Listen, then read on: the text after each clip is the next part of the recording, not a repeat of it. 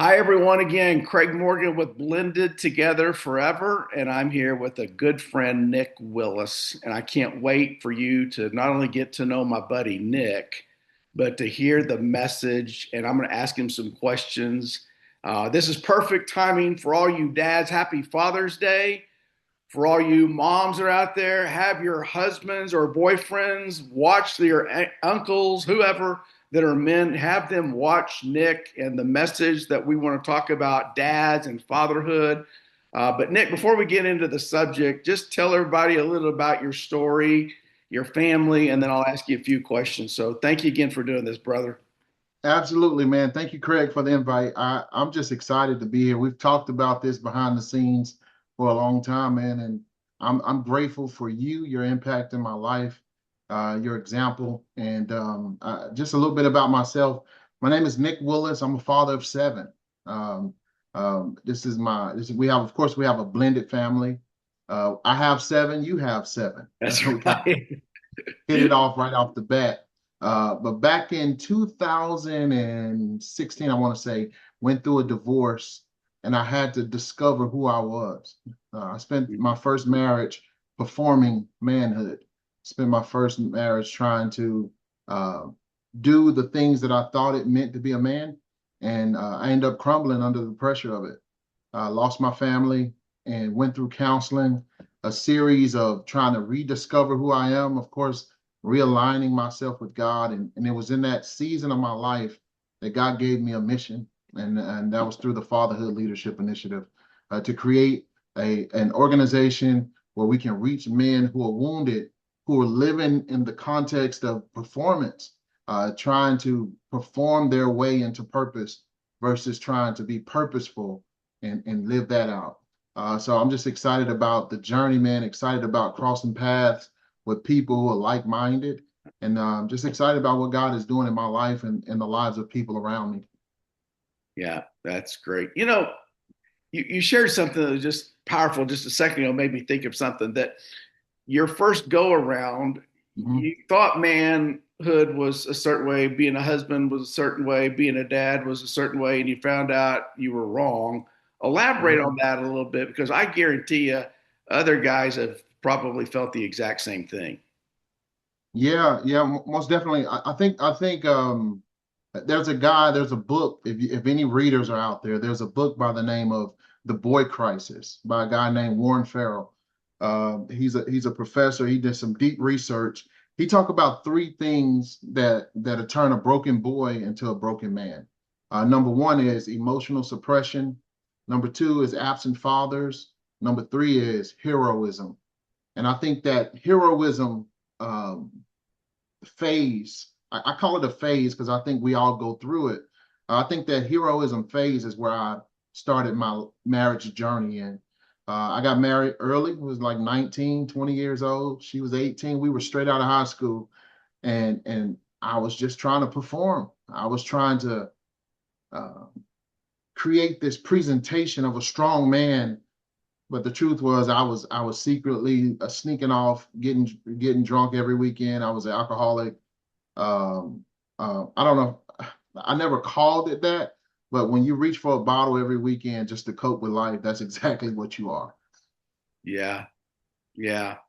Man, I so appreciate your honesty and vulnerability because, again, our friendship, you're real. We feel Right. that kindred spirit with each other. And so many men pose or they hide.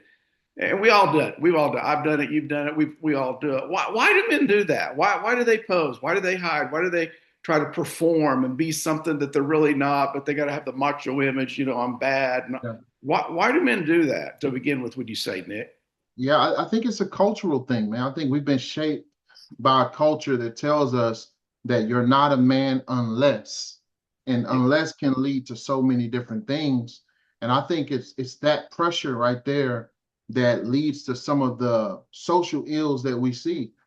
For example, 75% of all suicides come from males. 93% of those in federal prison are men. 1 in 10 men have mental health issues, and half of them don't even know it.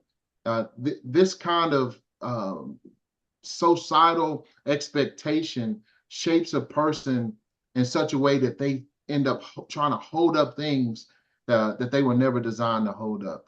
And it creates a lot of problems in the family. Yeah, it sure does. So you obviously had a break-in point. You came to grips like, wait, this is not what I'm supposed to. That the first go around. What what happened after that? Once you kind of learned where you were Yeah. broken, what you needed to fix, or what you needed to do, tell us Yeah. step 2 and 3. What happened after that? Yeah, so let's go back to the separation. The separation was everything for me because I was sleeping in my car. I was sleeping in my car. I was still paying bills and all that kind of stuff. It's not that I couldn't go in the house. It's the fact that I chose not to. I Wow. chose not to go in the house. But I went to counseling and I started expressing, man, I have to do this and I have to and I have to and this is expected of me. And then the counselor stopped and said, "Says who? Mm, Says who?"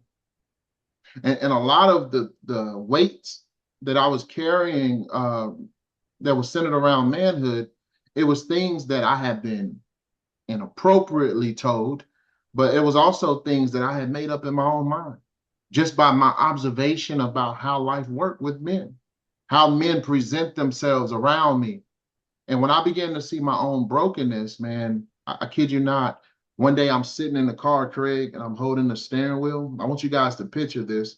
I'm holding the steering wheel and I say, with every ounce of, of anger inside of me, I say, man, it is impossible to father from a distance. And then I hear something inside of me. It was more like a thought, well, father for the distance. mm. I didn't know what that meant, Craig, but it gave me hope.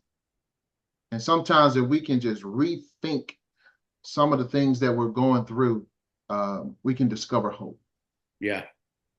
You know, you'd mentioned a second ago absent fathers. It's Yes, now sir. it's a disease. It's an epidemic. It's Yes, sir. why do we have so many absent dads, Nick? I think there's a lot of ingredients that goes into that, man. I think some of it is um, the lack of development in young men. Men, we don't develop until we get to a certain stage in life, and sometimes we just make a lot of boneheaded decisions. Sometimes there's a lack of guidance. Guidance don't just have to come from a father being in the home. Guidance can come from any man being intentional about the next generation. I think that's why with the Fatherhood Leadership Initiative, it's all about being proactive.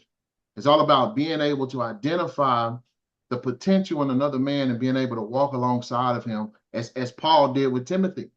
Paul told Right. Timothy this, and I talked about some of the statistics that disqualify men: prison, suicide, absent fathers, right? But I want you to take the Apostle Paul, who was in prison when he wrote to Timothy, and we don't know nothing about Timothy's father, but he says, "Hey, Timothy, everything you've seen and heard from me, I want you to present to faithful men who are able Yeah. to teach and train others." And I That's right. think that piece right there, that mentorship piece of just being intentional with how you connect with other men, I think it's extremely impactful for the Yeah. entire community at large. Yeah. Oh, wow. So good. You know, the church has a very feminine approach to the way they do ministry most of the time, and men just you don't reach men the same way you reach women. And so No.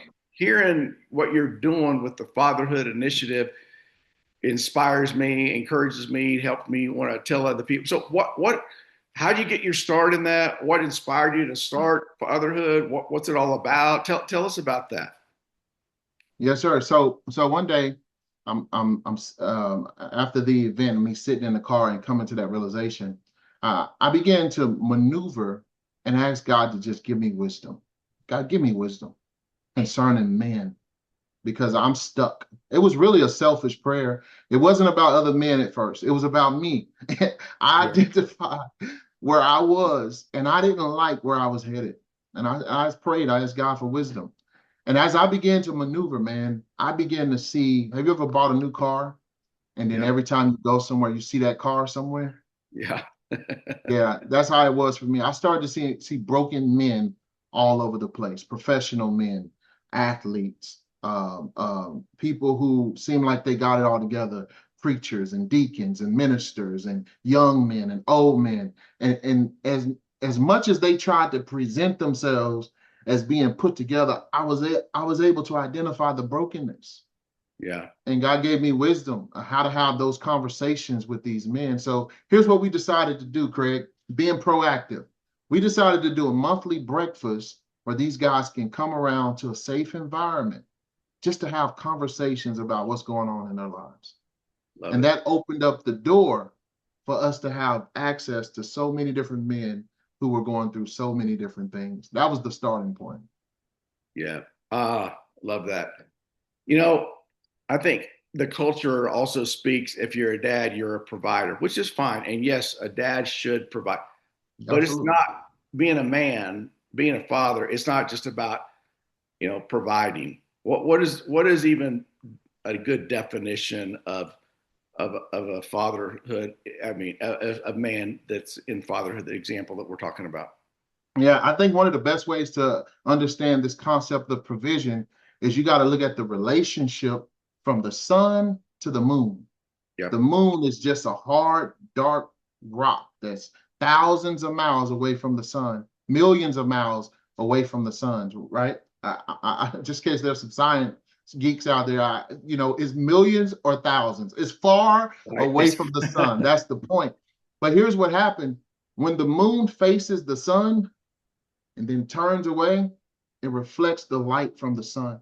Yep. See, I think that's the responsibility of the Father. We have a responsibility to turn our face to God and allow Him to impress on us the character of who He is.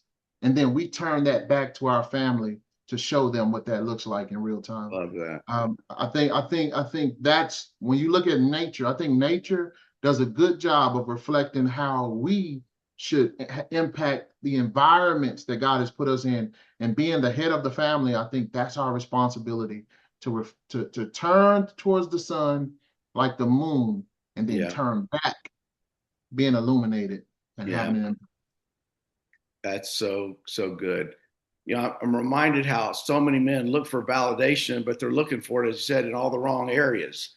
Yes, They could sir. they're looking for a report card sometimes from their wife. Am I getting a passing grade or am I getting a flunking grade? Or like I said, they may be looking for it outside in the wrong areas. Others are looking for their validation there.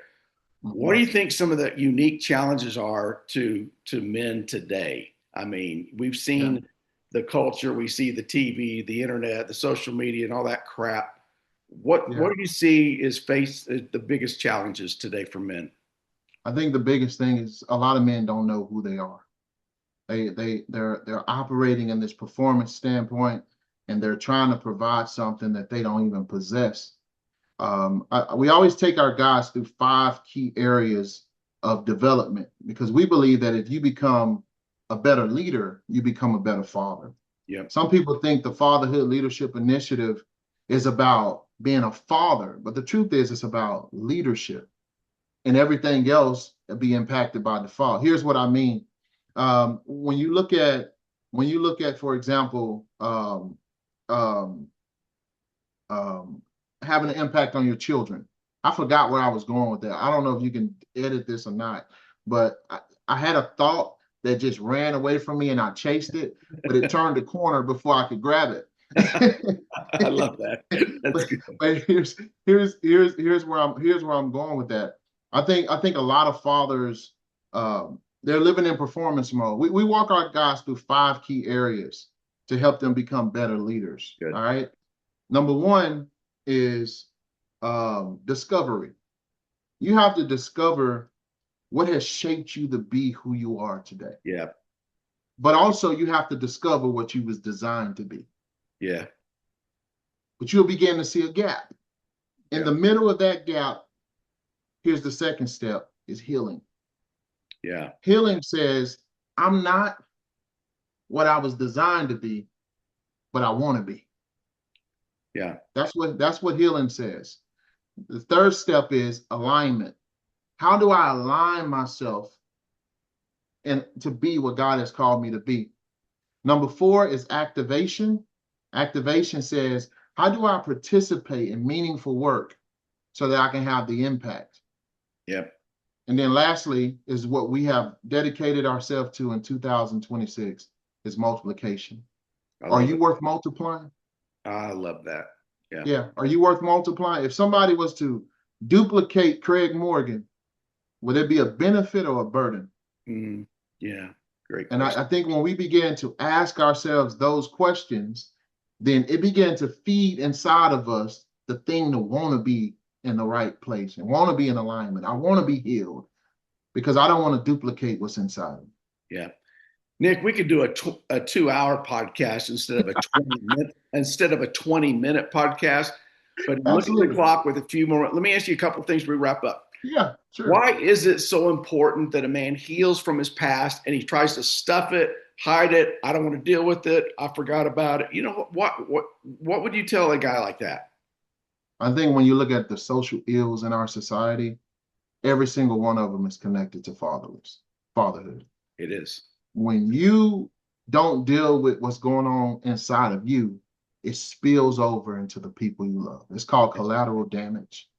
Mm, And some of us are loving people through our collateral outpour, the yeah, things that impact us. We're loving people out of that filth, and it's yeah, not love. It doesn't come across as love, even though in our intent, we want it to come across as love. yeah. Well, I love that. I love the connection with collateral damage. I've seen that so many times, as I Yes, know sir. you have. All right, one last question. Give the people that are watching this some encouragement. Let me explain. It could be somebody that's ready to take a step forward and deal with their wounds from their past that they've stuffed. It could Mhm. be from a man that's watching this and go, you know what? I'm not the husband I need and want to be to my wife and kids. It could be somebody that's still hiding, like you said, under a bottle, sleeping Mhm. in the car, not wanting to deal with what I need to do, whatever. But encourage them to take whatever the next step is to Mhm. real manhood, real fatherhood, real leadership, so they can Mhm. multiply. Just Mhm. encourage everybody that's watching this as we close. Absolutely. My encouragement to you is stop dodging. That's the thing that dropped in my heart as you said what you were saying. Stop dodging accountability. Stop dodging the next right step. Stop covering up the pain that you're feeling inside with alcohol. Stop trying to avoid responsibility. Stop trying to earn more money so that you can feel good, Yep, because no matter what you do, it no does. matter what you do to try to avoid the pain that you feel, it's only going to be temporary. That's right. And at the end of the day, until you look yourself in the mirror and look this problem in the mirror, you will never be able to face it. Yeah, I just want to encourage you by reminding you about the story of David and Goliath. David is just a kid. The giant is big. Everybody around the giant is hyping the giant up. But here's what David does. David takes his attention off the giant and he puts his attention on God. And I think that's our responsibility. Reminding you of the moon. It's just a dark rock until he faces the sun. And then he turns back, even miles away. Sometimes we feel like we're miles away, but if we can just turn our face to Jesus and then turn our hearts to him, he will begin to illuminate us from the inside out. yeah. Nick, that's unbelievable. So take our questions, our concerns, our past, our baggage, or whatever, where we need to take it to the Father and That's let it, man. Jesus illuminate. That's where the answer lies, not in the other That's stuff. it. That's where the answer. Bless you, brother. That's it. Thank you for Amen. this. This is perfect. And happy Yes, sir. Father's Day, everybody, from Nick and Craig. Be blessed. Happy Father's Day. I love you, Craig. Thank you, bro. I love you.